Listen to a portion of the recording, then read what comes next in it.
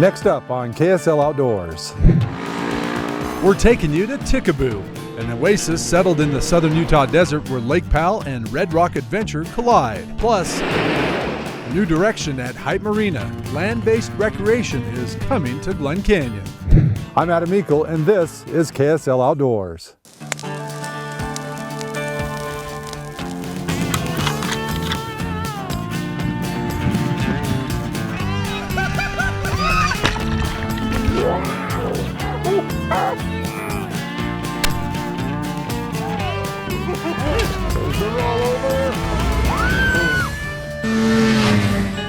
KSL Outdoors with Adam Eakle is brought to you by your local Ford stores. Hey, welcome to KSL Outdoors and welcome to Southern Utah. You know, for 4 decades, I've come past this very spot. Our base camp today, if you will, it's Ticaboo. And the organizers here, the owners, are hoping that people will come down here to Southern Utah and experience the history and the sights and sounds just outside Lake Powell. Ticaboo, Utah is a small, quiet town, especially in the winter. Ticaboo Adventure Center is hoping to change that by offering water and land-based activities 365 days a year. So when you drive down 276, even though it's beautiful, you can't see all the stuff that's there, but once you get away from that highway a mile or so in either direction, it's really spectacular. We're going to do what we call the Taste of Ticaboo. And you're going to go see the mines. You're going to go up into the Morrison Formation, which is the dinosaur grounds where we can find coprolite and dinosaur bones. Then we're going to swing over to the Badlands on the west side of us, which is the east side of Capitol Reef National Park. And you'll see some really beautiful, especially today with the sun out, and with that wet snow, it's going to be a really spectacular view of that gold and silver mesas. You wouldn't even know this is here from the road. Yeah, you have to come back here to see it. And there's a lot of mine entrances here. We've explored into some of them, not very far, of course, and tried to find old relics from the mining days. And we found some cool signs and stuff. They've punched holes, though, all over the place. Yeah, they sure did. So this is what started Ticaboo. Ticaboo was originally named by Cass Hite. And Cass Hite was the old prospector that came here in the late 1800s and stuff. And he called it Ticaboo because it's a Paiute word for friendly. When the mines came in, especially in the 80s, they built up Ticaboo to what you see today, which isn't much, but we're going to try to build it a little bit higher. The Ticaboo area is an oasis nestled in the southern Utah desert where Lake Powell and Red Rock Adventure collide. An East Coast transplant, Ray and his wife, fell in love with southern Utah and are now looking to share their newfound passions with others. We do rentals with ATVs, kayaks, paddleboards, and boats. In the boats we have ski boats, fishing boats, and pontoon boats. And we have jet skis that we rent. And then we do guided tours for just about anything you could possibly imagine. On the lake, we do kayaking, paddleboards. On the land, we do guided ATV tours, rock hounding tours. People love to go out and look for coprolite. Look at that crystal inside of it, or agate or petrified wood especially, they love that. And then we do hiking trips and canyoneering trips, and we do mountain biking trips. Would people be surprised at what's out here? Oh, absolutely. Bar none, man. Every time somebody comes into the Adventure Center and they're like, hey, we're just looking to go see something, we'll either rent them an ATV or do a guided tour. We have them download a digital map. We drop pins on cool stuff to go see. And when they come back, they are just, every one of them is like, man, I never knew that stuff was out there. That is so cool. We're in a little spot called Eggnog Springs, and we're going to hike down here and take a look at some rock art sites. Just a few hundred yards off trail is a rock art panel nestled in this steep canyon, a message left by those before us some 800 years ago. They all look like bighorns, and then there's a figure of a man to the right. What were they doing? Were they headed to a hunt? Were they finding them here in the Badlands?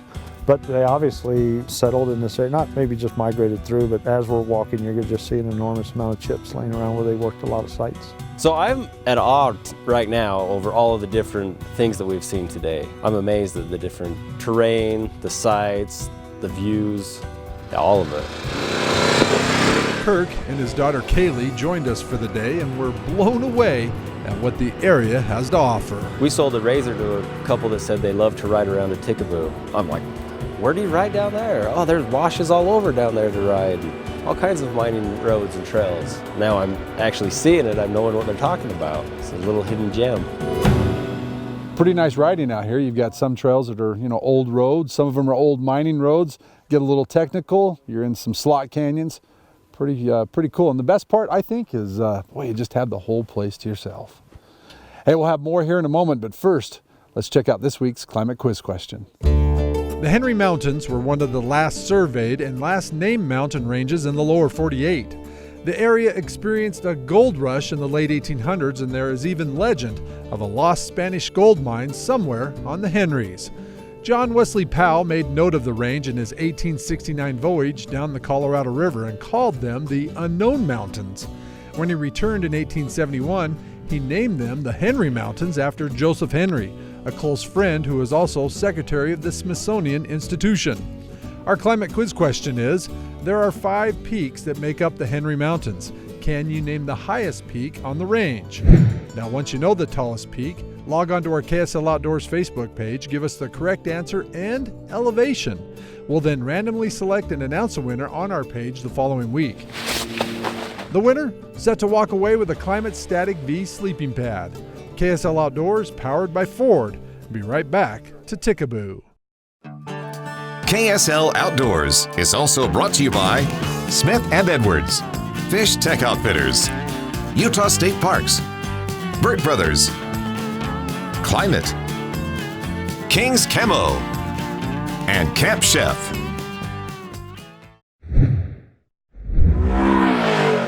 Welcome back to our Taste of Ticaboo OHV adventure. What surprises me is you really don't have to go that far. I think we're 4 or 5 miles from our last stop, and plenty of overlooks, some great pictures you can check out. You got Halls Creek you can see behind us, Bullfrog Bay behind us, the boulders to the west of us, and it looks like we're stopped, and Ray's going to show us some more Indian art. Let's go check it out. Don't you think that's got to be deer or an elk? Yeah, The absolutely. branch antlers. Yeah, all the curve. bighorns or Yeah. the 2 curves, and then anytime they did that, it was elk. Nobody really knows, Right? It's all just a guess. What do you got there? It's like a little piece of petrified wood, right? That's heavy too, isn't it? Yeah. Oh yeah, there's a petrified wood all over the place over here. It's almost like a tree fell and just splintered up, and it goes all the way up through here. There's some really nice, pretty pieces in here. I think it's amazing, beautiful. Yeah. Pretty easy riding. Yeah, kind of wanting to ride my bike up here Did instead you? of the side-by-side. And the rocks. I saw you fuddling in the rocks quite a bit. Yes, I have a Little kid. lot to take home. This is the bird trail. And from here, we're going to go across and we're going to show you one of the coolest overlooks in all of southern Utah. It's been all easy roads. My daughter drove for a while. I've been driving a bit. It's nothing that anybody can't do. Kirk brought a couple of different side-by-sides down for our ride, not knowing exactly what type of terrain we were going to be riding. Turns out any OHV, including a dirt bike, would handle any of the trails and old roads. Any of the side-by-sides are going to be great. It just, if you want to go sport, go really fast, get a Razor that has great suspension and great horsepower. But if you don't care about that, you need more utility. That's why I got a utility thing, so it could do more of the other stuff that I need to do. Yeah, let's be honest. You were soft and you wanted an enclosure. And I like the enclosure, especially this morning when you guys were frozen. This is Hall Creek's overlook. It's a very beautiful spot. You can see the water pocket fold. And right across from us, we're looking at Brim Hall Arch. Yeah. And then up a little ways, we were looking at the Hamburger Hoodoos. Beautiful out here, isn't it? It's a spectacular area. Got Navajo sandstone, petrified sandstone, and then some of the, Muley's Twist, the Muley Canyon's right up here. And that's a really spectacular hike.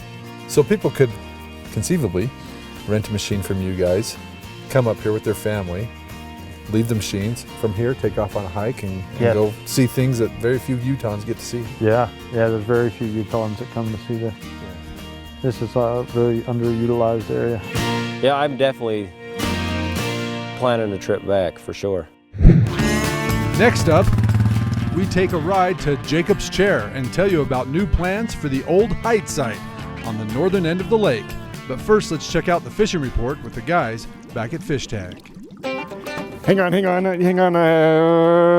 right, I think I got it figured. Hi, Nick Anderson from Fish Tech with this week's fishing report.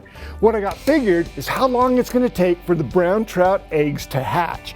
And I think it's 100 to 120 days. Why that's important to know is halfway through, which is about now, there are elvins in the water. This is the little fish that is hatched out of the egg. And they look like this.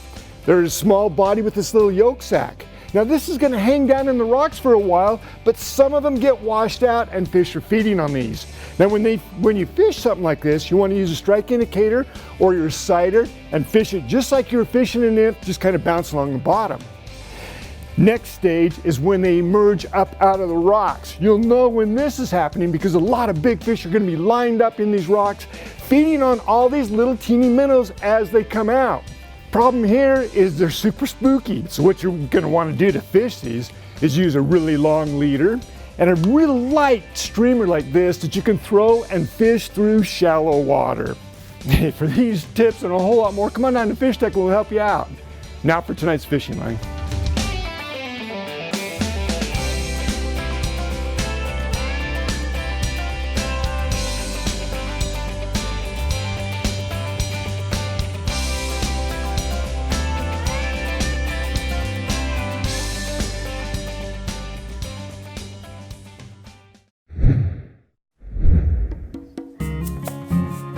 We're really trying to drive the shoulder seasons out here, and for photography, I think this is amazing. There's so much stuff that sticks out and you can't really see the texture until it's covered with snow. Welcome back to KSL Outdoors. We've moved to the northern reaches of Glen Canyon Recreation Area. And I love it. We're headed out with our guide Greg and a group from Wellington. We are going to be going up to Jacob's Chair and doing a quick little ride around in that area so that we can show off a little bit of the trails that we are just kind of getting to explore recently and find out more about. In November, the National Park Service awarded Ticaboo Lodge the contract to be the concessionaire at Hite. Hite is located on the upper reaches of Lake Powell. Hite has mostly been forgotten by boaters since the lake level of Lake Powell has dropped below the ramp. And everybody without exception, when they found out that we are taking that over, they have said, there's no water at Hite, but we didn't take it for that. We took it because of the amazing amount of land activity that we can take people out to and show them. Glen Canyon Recreation Area was established in 1972. Off-roading back then wasn't as popular as it is today. Unlike many areas across the West where trails are getting closed, here at Glen Canyon, the National Park Service is considering opening up some roads for riders to enjoy.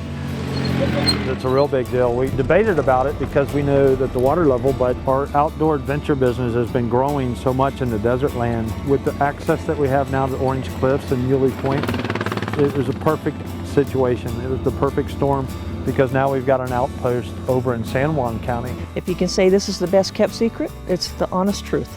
And whenever you need to come down and explore San Juan County.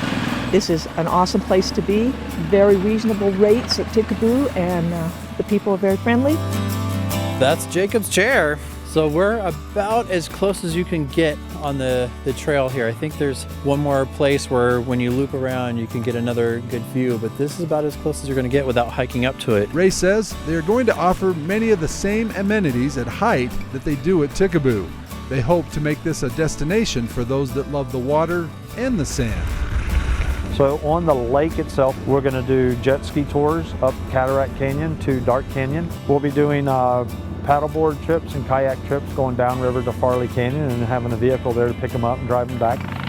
And then on land, we're going to do rentals with ATVs, mountain bikes, or side-by-sides and mountain bikes. So there's a wonderful opportunity here for people to come and explore. Where you don't see people, you get out and you have a good time. The National Park Service is also renovating the camping facilities at Hite with new RV pads complete with water and electricity. Ray says this new venture is a great opportunity for those wanting to experience the great outdoors of San Juan County. There's just an enormous opportunity over there. It's beautiful. It's just the perfect fit for Ticaboo. In addition to the new services and adventure here at Hite, the National Park Service is also looking at extending the ramp here as well. It'll be the new takeout for those coming down Cataract Canyon, and when the lake rises, it'll be a safer way for boaters and fishermen to enjoy the northern end of Lake Powell. Hey, time now to check out this week's Utah Field Guide. Utah's Henry Mountain Range is home to one of 2 free-roaming bison herds found in Utah. The Henry Mountains herd are direct descendants of Yellowstone National Park bison. Roamers by nature, the Henry Mountain bison often cover distances of 20 miles a day. In fact, the Henry Mountain bison herd came to be almost by chance. The original 18 bison that came from Yellowstone were released in 1941 near the Dirty Devil River on the San Rafael Desert. The herd crossed the Dirty Devil in 1942 and started to winter on the Burr Desert and summer on the Henry Mountains. In 2015, scientists from Utah State and Texas A&M universities confirmed that Utah's Henry Mountains bison were one of 3 genetically pure, disease-free, and free-ranging bison populations left in North America. The others are at Yellowstone and Wind Cave National Parks. There is no evidence of crossbreeding with cattle, unlike other bison herds. In fact, this herd is particularly healthy, with a high natural survival rate and very few natural predators. Once-in-a-lifetime permits are offered in order to control the population. Recent population control efforts also include a transplanting effort by the Utah DWR to relocate excess bison from the Henrys to the Book Cliffs. For more information on any critter found in Utah, be sure to check out our Utah Field Guide on our outdoors page at ksltv.com. A little brisk in the morning, but by the afternoon it's definitely heating up down here. It's nice, you know, we've got 18 inches of snow back in Salt Lake. Here, the only snow up on the peaks there of the Hillers and Pinnell. Hey, let's check that recreation forecast now by turning it over to the guys and gals back in the weather department. Welcome back to KSL Outdoors. Hey, we brought you to the Western Hunting and Conservation Expo. That's right, it's going on this weekend, and you still have time to get down here and apply for those 200 tags, either a limited entry or once-in-a-lifetime tags. $5 will get you into the drawing. Now remember, you have to come down to the expo and validate your tag. And if you come inside the expo here, there's plenty of things to see, do, including, how about this, the Gordon buck, killed by a man from Camas, killed in Colorado, 348 inches. Biggest buck killed by a man in almost 100 years. Remember, that's the Western Hunting and Conservation Expo. Check them out online at huntexpo.com. Time now to turn it over to you for the best of the week, our Snapshot of the week.